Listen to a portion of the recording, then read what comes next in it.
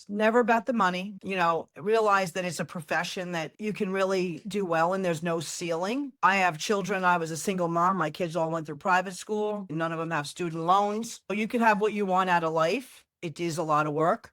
But remember, always think about the client. And I treat a 150 condo the same way I treat a 1,500,000 house. It's still the same. That 150 condo is probably even more important to that person than the 1.5 house is to the other. I never look at the money. And even if I don't get a full commission on something, say that I'm selling, I never look at the money because it always comes. But it certainly can take good care of you and your family, but always be honest and always tell the truth and find good agents and try to model after them and respect. I said the golden rule, if you treat people the way you want to be treated, you're going to be okay, right? So if you can be in a house and you feel like that you would want someone to treat you that way and you can do that's really important. And they're depending on you. Like people trust me, so they really depend on me. And I don't want to let them down. But, like you said, also, like you said, do what you say you'll do, sometimes more, never less. So under promise and over service. Make sure you do everything you say you're going to do. But I want to surprise them. I want them to feel like, wow, she did everything. And think about the money that you make. It's big. It's really a lot of money. And it gets bigger as the house prices go up, but it's a lot of money.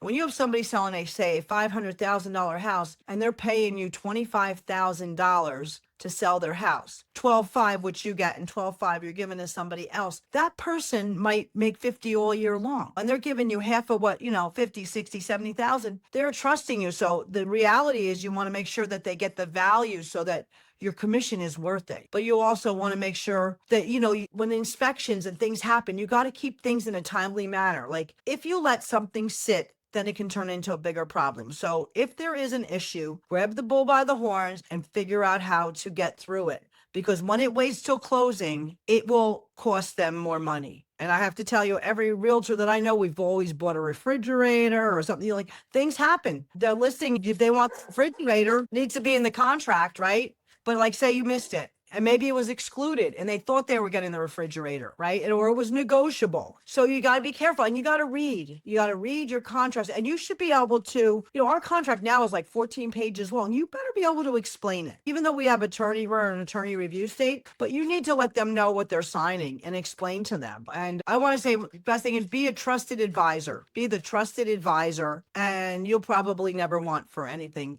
as far as financial.